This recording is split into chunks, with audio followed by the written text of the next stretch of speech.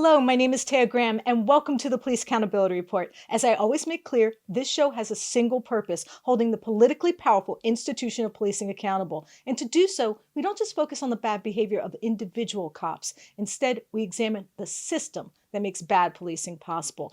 And today, we will achieve that goal by showing you this video of a man who was dragged from his car for, I'm not kidding, failing to signal 100 feet before turning. But it's what the police and the town have done to him since this arrest that we will unpack for you today. A revealing example of how law enforcement can sow chaos in the lives of people who can least afford it. And in doing so, take control of all the levers of power that make it nearly impossible to fight back. But before we get started, I want you watching to know that if you have video evidence of police misconduct, please email it to us privately at par@therealnews.com or reach out to me on Facebook or Twitter at Taya's Baltimore, and we might be able to investigate for you. And please like, share, and comment on our videos. It helps us get the word out, and it can even help our guests. And of course, you know I read your comments and appreciate them. You see those little hearts I give out down there. And I've even started doing a comment of the week to show you how much I appreciate your thoughts and to show what a great community we have. And we also have a Patreon called Accountability Reports. So if you feel inspired to donate, please do. We don't run ads or take corporate dollars, so anything you can spare is truly appreciated. All right, we've gotten that out of the way. Now, one thing we try to do on this show is go beyond a simple critique of policing. We often try to delve into the details of a case to show, not tell you, how the entire law enforcement system in this country can often be misguided and in some cases destructive. And no example of police overreach could be more indicative of this troubling trend than the video I am showing you now. It depicts a traffic stop in Dennison, Texas that quickly turned chaotic and led to such a questionable series of events that we need to scrutinize it in detail. The story starts in Dennison, Texas, when Julie Clark and her husband Robert were just pulling out of a parking lot of a Goodwill store. The pair had visited the store to drop off some donations and were on their way back to the property of a relative where they had been living in their RV. But before they could drive a single block, a Dennison, Texas officer pulled them over, allegedly, for not turning on their blinkers soon enough, and almost immediately became confrontational. Let's watch. Get out of the car. But he's not going to have to get out of the car. Tell me what I did. Why? He does have to get out. Why? Get out of the car. Why? I want to know. Get out of the car. You touch him. No, do not touch him. Get out of the car. Now, as you can see, this officer is ordering Robert out of the car, but at the same time, he's not offering any justification as to why. This leads to Robert, as is his right, refusing. Take a look. I didn't get out of the car. Get out of the car. You let go of me. Get off of him. Let go. Stop it. You're going to hurt him. Get out of the car. Get off of him. I did not do anything. I'm calling 911. You are not. Let go of me. Let go of him. I didn't do anything. He doesn't have to get out. You called me a liar.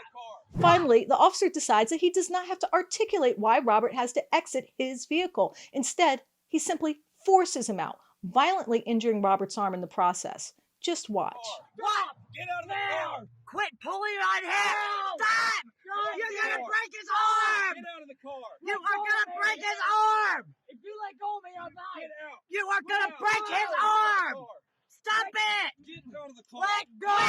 Get out of the car. Let go of him. I didn't do a damn thing. Get out of the Let car. go of him. Get out of the car. You're going to. He is old, goddammit. Get out of the car. You are going to break his I arm. told you what you did. Get out. What did he do? You didn't say nothing what he did. Tased if you don't get out. You didn't say he did anything. You're gonna get tased if you don't get out. I want a supervisor. No. Cut it out. Better stop. Now, as you'll learn later, after placing him in handcuffs and forcing him into the back of a patrol car, the officer informed Robert he was under arrest solely for resisting arrest, a legally questionable basis for detaining someone that we will unpack later. In the meantime, though, the officer turned his attention to Robert's wife, Julie, and her camera. Take a look. No. Cut it out. Better stop. Quit being rough, you little bastard. Let go. Stop it. He didn't do anything. He didn't do anything. It's him. I have it all on video. I have it all on video. Stop. I have it on video. You called him a liar. Yeah, come step over here. Come step over here. Let's go in front of my car. No, you're not getting the phone. Sit down right there. Yeah, you know what you But the did. questionable arrest you just witnessed was just the start of the ordeal for the Texas couple, because what has happened to them since is a textbook example of what we talk about continually on the show: the system. And I really mean the system that makes bad policing possible. And we will be talking to them shortly. But before we do, I'm joined by my reporting partner, Stephen Janis, who's been reaching out to the police and delving into some more of the troubling aspects of the Dennison, Texas law enforcement and their institutions. Stephen, thank you so much for joining us. Tay, thanks for having me. I appreciate it. So, Stephen, what are the charges against Robert, and what are they saying about the justification for his arrest? And what is going on with Texas and this 100 feet turn signal law? Okay, Tay, this is a very unusual and odd arrest. The first thing is that, the only charges against him right now are resisting arrest. But of course, there was no initial crime. So it's very difficult to understand how they can justify those charges. It's like putting the horse before the cart. The 100 feet law is like everyone's a lawbreaker. It's kind of part of the American experiment to make everyone a criminal. I don't understand that. I don't know how a cop can even figure that out. It's one of those absurd traffic laws. I think that's just a big money generator. Now, Dennison Court is a municipal court or city court. What does that mean, and why is it important? Okay, the Constitution, we all know about the separation of powers, right? The judiciary is actually separate from the executive branch. Because why? Because when you have those powers working together, it is inherently corrupt. That's the problem with municipal courts. They actually have the government running the court system. And as you can see, in this situation, it creates a whole lot of problems. It again becomes a big revenue generator for the city. The city has no reason to have a fair and equitable process, legal process. So really, it's just in itself inherently corrupt. Now, we have been in touch with Julie as she's been trying to obtain the body camera and the police report. What has happened to her, and why is it so problematic? Well, they denied her access to watching the body camera, recording the body camera. They didn't give her a police report. All the things that she, or especially her husband, is entitled to because of the rules of discovery and the process for prosecution. But, I think this speaks and goes back to the municipal court problem. The court and the city are one and the same. The rules of evidence don't apply. They gave her a card for a law firm that actually is employed by the city that's supposed to handle Public Information Act requests. It's just a real, rigged game, and it's wrong and really, I think, very problematic. It shows why you shouldn't have municipal courts, why the government shouldn't be in the business of both writing tickets and adjudicating them. And now for more on the arrest and the fallout because of it and how this encounter has sowed chaos in their lives, I'm joined by Robert Clark and his wife, Julie. Thank you both so much for joining me. So first, can you tell me what you were doing when this incident began? We actually had just taken some stuff to donate to Goodwill. Okay. And yeah, that's all we did. And as we're pulling in to the store to drop the stuff off, the officer is sitting over there on the right, and we seen him pull out. So then we pulled out after donating, and he got in behind us again. And so we're just driving because we weren't doing anything. And this takes place. It goes all the way to the other side of town, to the other highway. And so as soon as we get to the other highway, we're at the stoplight, and then we turn, and then he immediately turns the lights on us. We're like, what did we do? Because we hadn't done anything.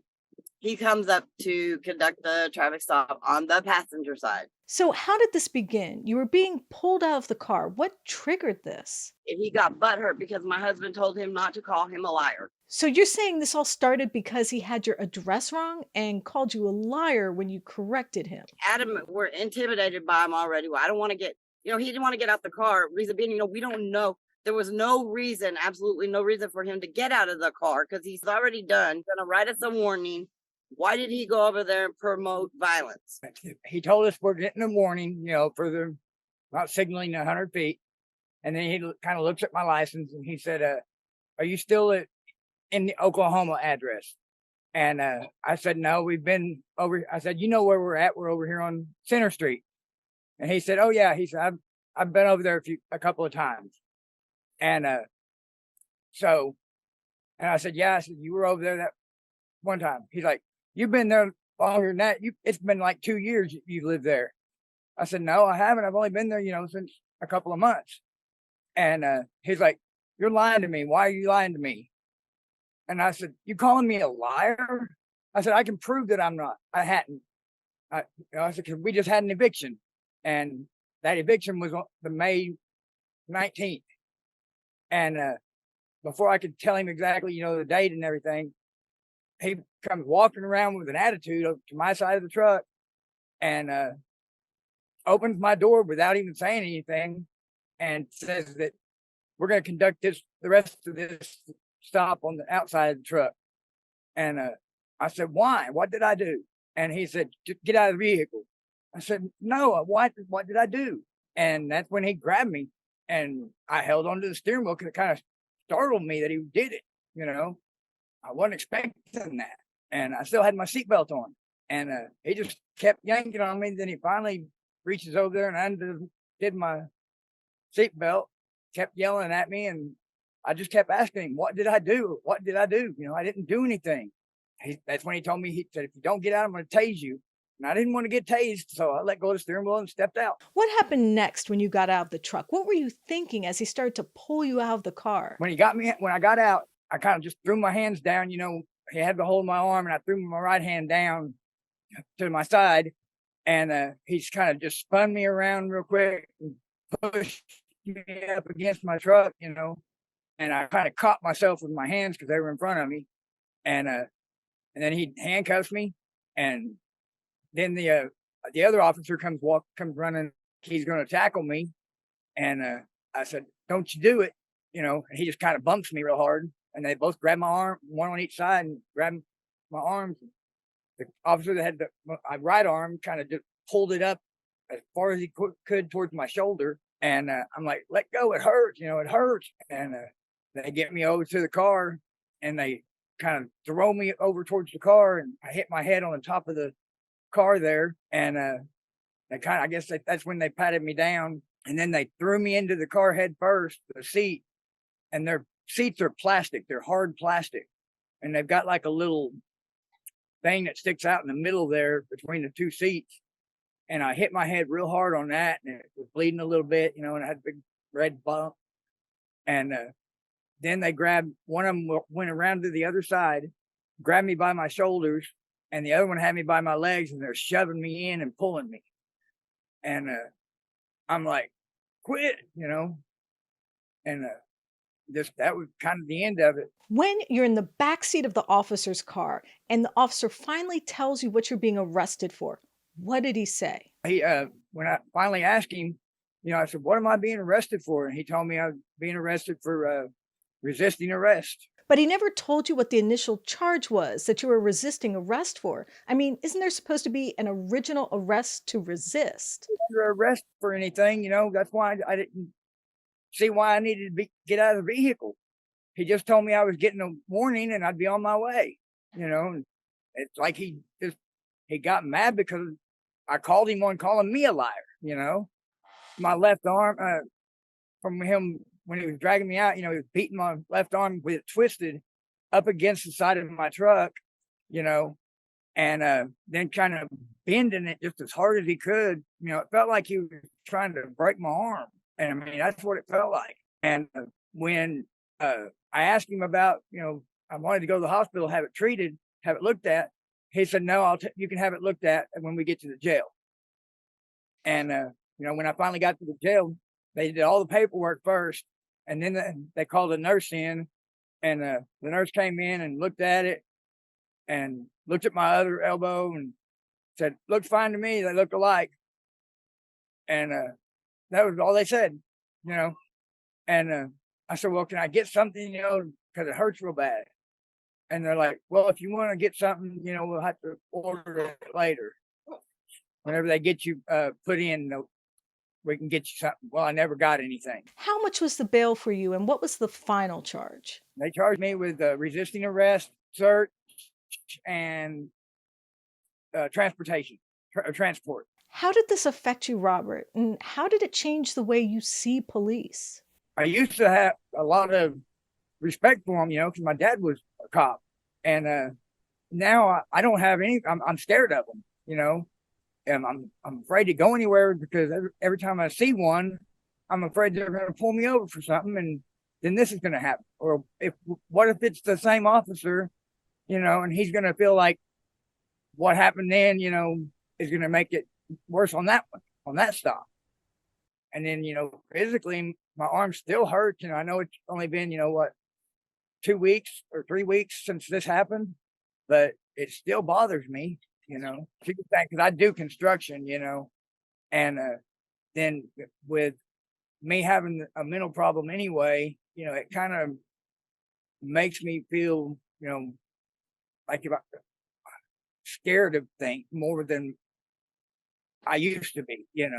I think that nowadays the cops, they feel like they carry a gun and a badge, they can get away with whatever. I know you mentioned that you were just evicted, so I know you're on hard times right now.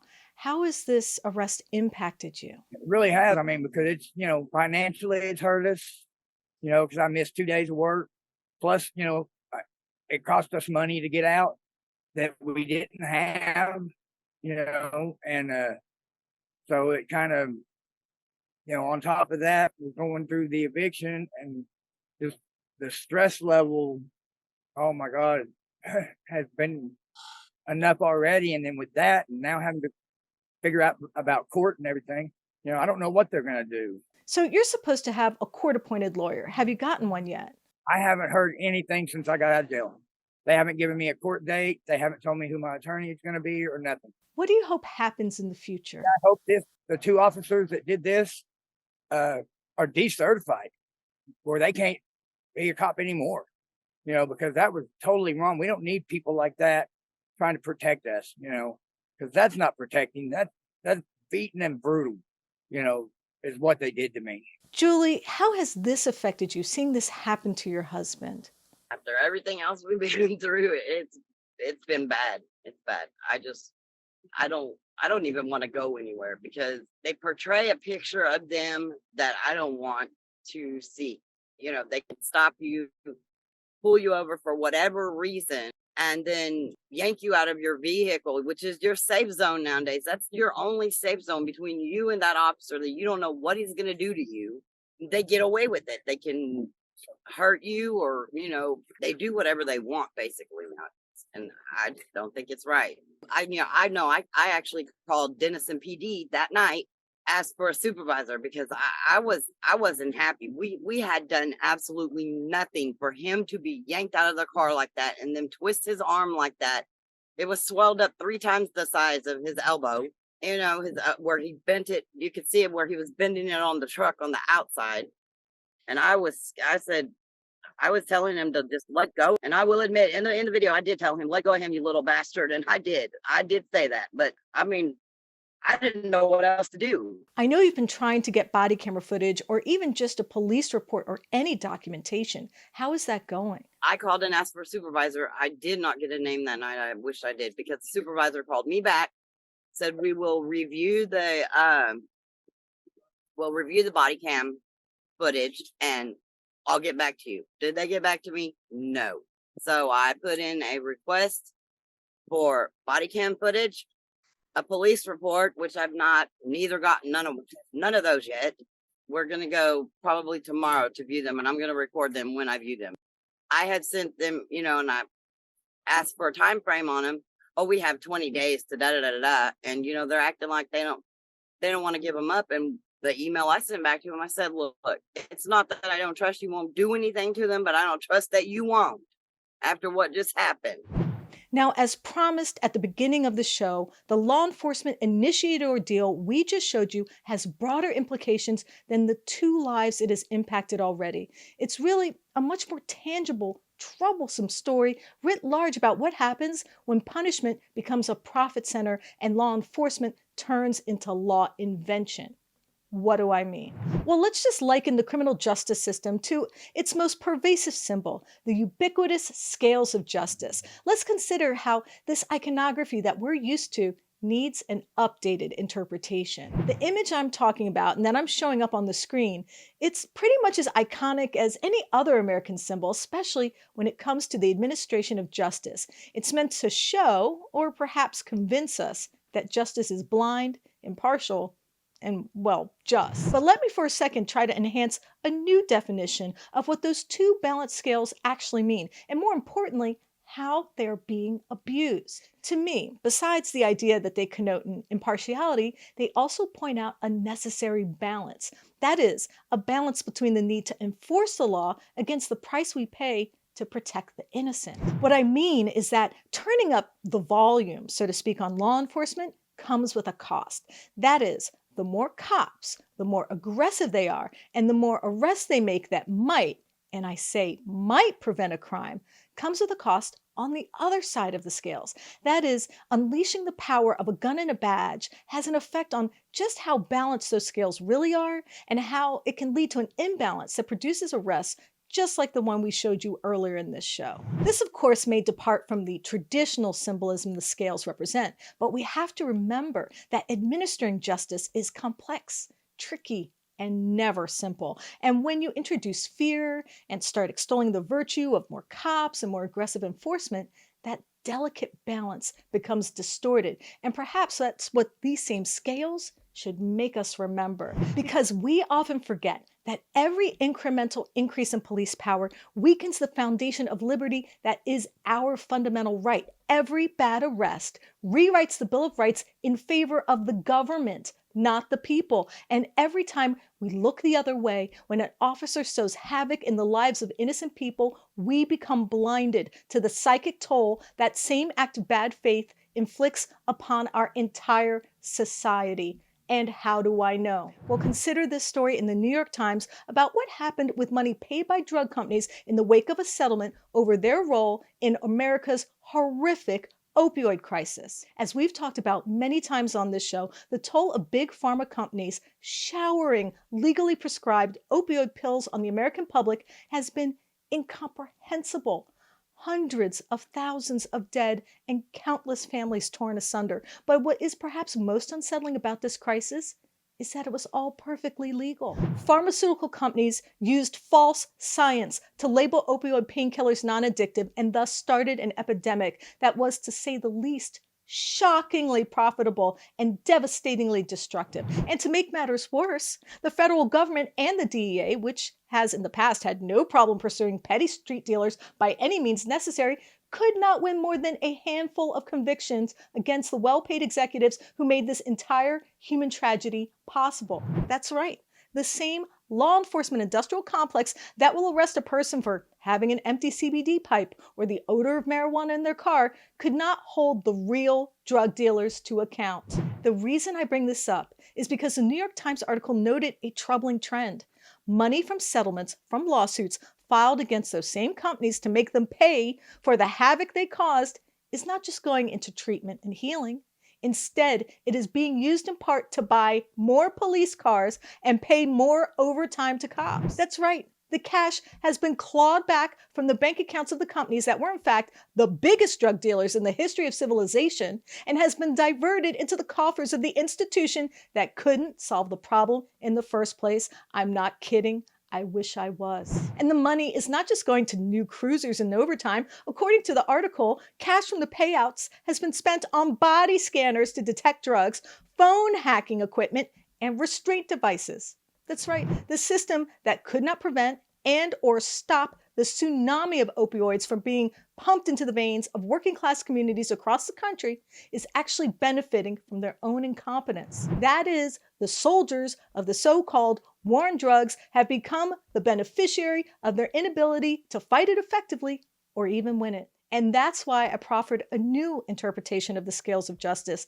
why I said we need to think about the balance between law enforcement and creating and maintaining a just society. Because every unjust arrest like the one we just watched, every overreach by law enforcement, and every pharmaceutical company that gets away with profiting off misery is another bad outcome placing its thumb on those scales. Every time we see an overly aggressive cop escorting a couple who are struggling to survive into the fine-furnished and punishment-prone criminal justice system, the scales are bent towards communal submission. I mean, how much do the elites who decide what the police can and cannot do think the working class can take? How many arrests, how much bail, and how much money can we spend on court costs and lawyers before we simply have nothing left to give? I ask this question because it is so central to the problems with law enforcement that we highlight on this show in the first place. A truism that is exemplified by the aforementioned diversion of funds meant to heal that are instead being used to ratchet up punishment. Here it is. Law enforcement simply cannot fail. That is, cops and courts and prosecutors cannot be viewed with any sort of rational analysis. We cannot say this system we created to enforce the law has lost its way, needs to be rethought, or reformed in a way that preserves our rights and builds a stronger community. We cannot question the underlying premise of the system itself because, wait for it, it's inherently not balanced. Those infamous scales of justice have been crushed by the downward pressure of inequality. They literally have been overwhelmed and warped by the growing mass of cancerous wealth at the top. A downward spiral of too much largesse for the select few, literally burying the needs and concerns of the rest of us like a scale bent, warped, and stomped on by the crushing weight of a socially and politically oversized behemoth that is the 1%. How else can you explain the violent arrest of Mr. Clark? How else can you countenance a city court that literally violates the basic tenet of the Constitution's separation of powers? How else can you justify making a man who can barely pay rent pay hundreds for an unwarranted bail over a legally questionable arrest? Well, I can tell you how. You can do it by taking the scales of justice, melting them down, and turning it into gold bars for the people who've been crushed by this system. A Dickensian reality that shows just how much the individual injustices we witness every day, in fact, are really forged by the cruel imperative of indiscriminate wealth and the politicians who ignore our plight because they are bought and paid for as well. That's why we need to flip the scales, so to speak, restore their balance and make them whole. To do so, we need to take back our rights, embrace our agency, and affirm our humanity. An act of defiance I think we should embrace, no matter how badly the scales themselves are broken. I want to thank my guests Robert and Julie Clark for sharing their experience. I know it was a scary thing to do, and I appreciate you both coming forward.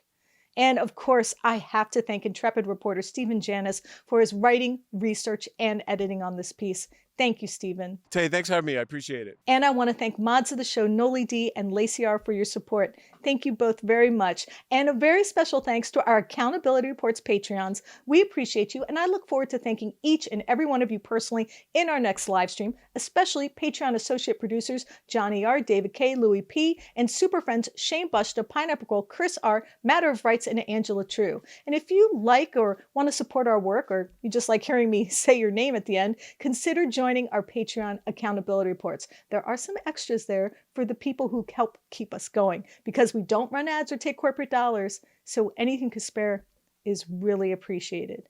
And I want you watching to know that if you have video evidence of police misconduct or brutality, please share it with us and we might be able to investigate. Reach out to us. You can email us tips privately at par@therealnews.com and share your evidence of police misconduct. You can also message us at Police Accountability Report on Facebook or Instagram, or at Eyes on Police on Twitter. And of course, you can always message me directly at Taya's Baltimore on Twitter or Facebook. And please like and comment. I've started highlighting a comment of the week. I love showing how engaged and thoughtful you are. And this is one small way I want to show you that I do read your comments and appreciate them. My name is Taya Graham, and I'm your host of the Police Accountability Report. Please, be safe out there.